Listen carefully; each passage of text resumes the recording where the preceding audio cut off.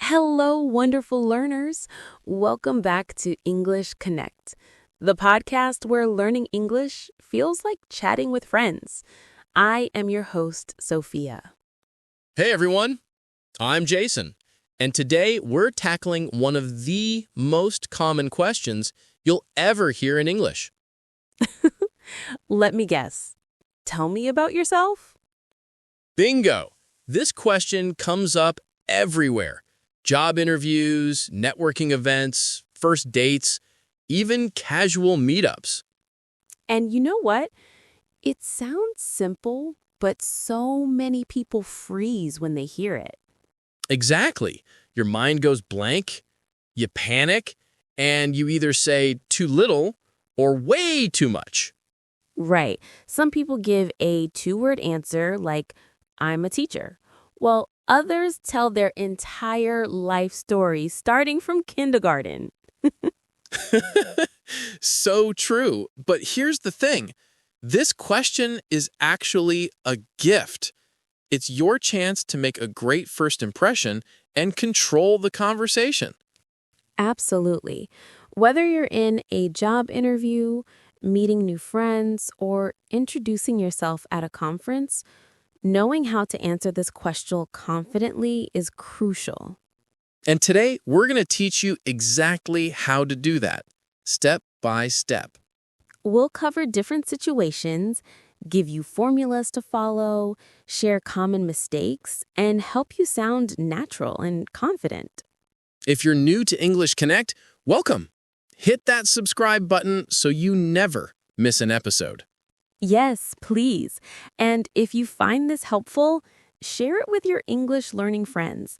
We're all in this together.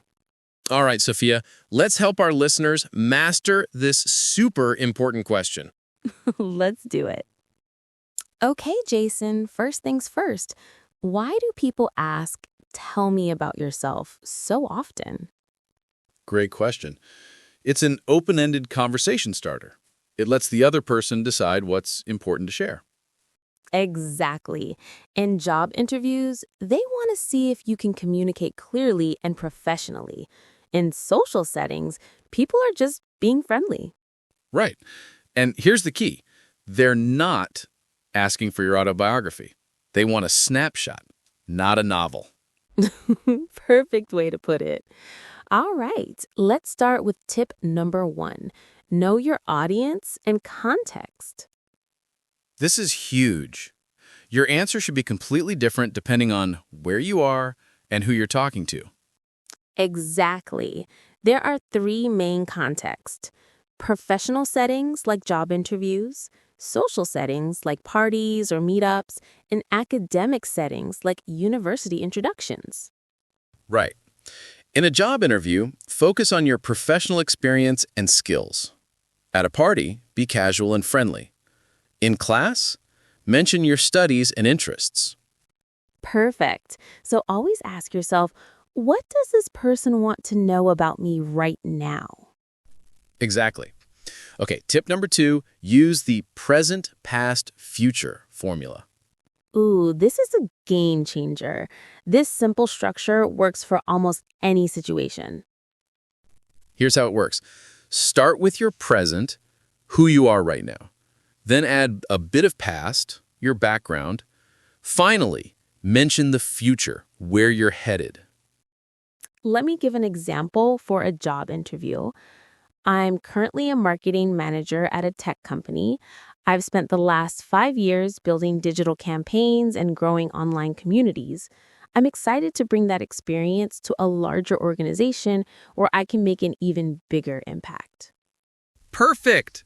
That's clear, concise, and tells a story. Notice how it flows naturally, from present to past to future. Exactly. And it only took about 20 seconds. That's tip number 3. Keep it between 30 seconds and 2 minutes.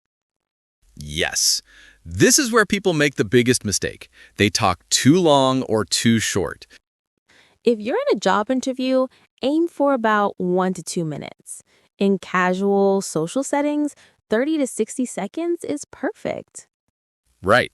Read the room. If someone asks casually at a coffee shop, don't give them a 5-minute speech. Exactly. Okay, tip number 4, highlight what's relevant. This ties into knowing your audience. Don't just list random facts about yourself. Choose details that matter to the situation. Right. In a job interview for a teaching position, mention your education experience, not your hobby of collecting stamps. Unless you're applying to work at a post office. True. But seriously, relevance is key. For social situations, share things that help people connect with you.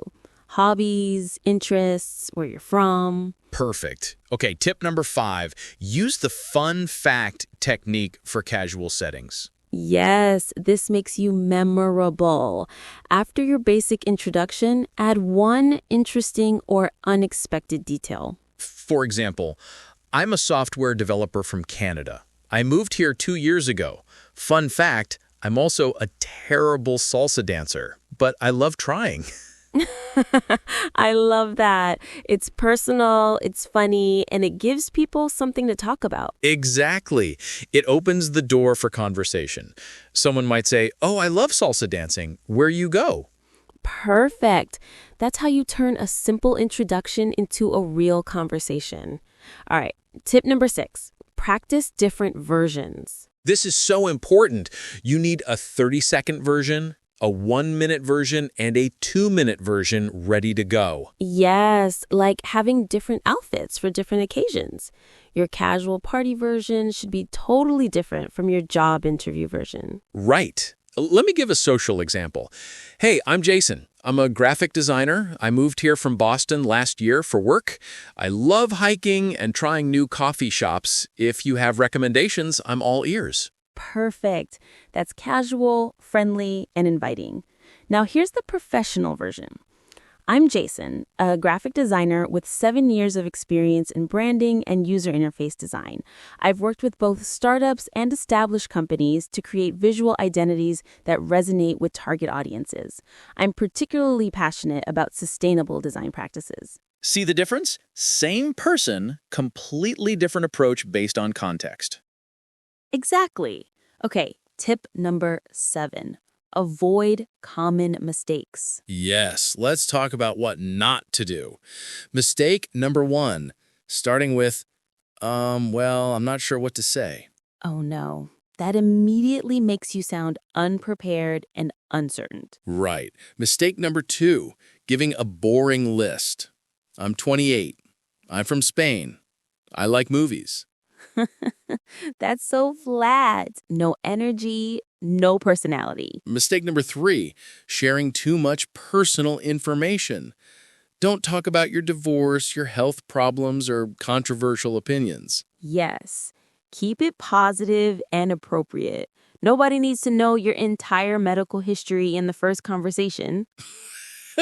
Exactly. And mistake number 4, just stating your job title and stopping. I'm a teacher. Okay, and? Right. You need to add substance. What kind of teacher? What do you love about it? What makes you unique? Perfect. Okay, tip number 8. Make it conversational, not robotic. Yes. Your answer should sound natural, not like you memorized a script word for word. Right. Use natural language, contractions, and a friendly tone. Don't sound like you're reading from a resume. Instead of I am currently employed as a sales representative, say I work in sales for a tech company. Much better. More human, more relatable. Okay, tip number 9. End with an invitation. Yes, this is how you turn a monologue into a dialogue. After you introduce yourself, invite the other person to participate. Exactly. You can say things like, "But enough about me. What brings you here?" Or, "What about you? What do you do?" Or in job interviews, I'd love to hear more about the role and what you're looking for in a candidate. Perfect. That shows you're interested in a two-way conversation, not just talking about yourself. Exactly. And our final tip, number 10, Practice out loud. This is crucial. Don't just think about your answer, say it out loud multiple times. Yes, practice in front of a mirror, record yourself on your phone, or rehearse with a friend. The more you practice, the more natural and confident you'll sound when the real moment comes. Absolutely. And here's a bonus tip. Smile when you introduce yourself. Even on the phone, smiling changes your tone. So true. People can hear a smile in your voice. It makes you sound warm and approachable. All right, everyone, vocabulary time. 3 essential phrases for introducing yourself. These will make you sound professional and natural. Phrase number 1. I'm passionate about. Jason, explain. Passionate about means you really love something and care deeply about it. It shows enthusiasm. Much better than just saying, I like. Perfect. Sentence. I'm passionate about helping students discover their potential. Love it. Shows emotion and commitment. Phrase number 2. I specialize in. This means you have specific expertise or focus in a particular area. Great for professional settings. Right. Sentence. I specialize in digital marketing for small businesses. Excellent. And phrase number 3. I'm all ears. This is a casual, friendly expression that means you're ready and eager to listen. Yes, it's perfect for ending your introduction and showing interest in the other person. Sentence. That's a bit about me. I'm all ears if you want to share your story. Perfect. So, remember, passionate about, specialize in, and I'm all ears. Wow, Jason, we covered so much today. We really did. From the present, past, future formula, to common mistakes, to making it conversational. You now have everything you need. Absolutely. And remember, tell me about yourself is not a test. It's an opportunity to share your story. So true. All right, everyone. Here's your challenge. This week, write out 3 different versions of your introduction. One for job interviews, one for social situations, and one for academic settings. Yes, then practice saying them out loud at least 5 times each. And record yourself. It really helps. We'd love to hear from you in the comments. Share one version of your introduction and we'll give you feedback.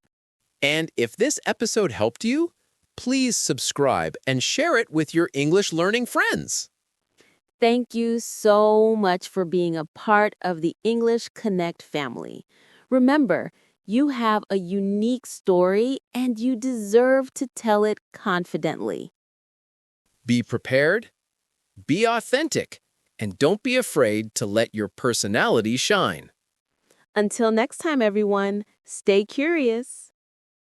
And keep speaking English. Happy learning.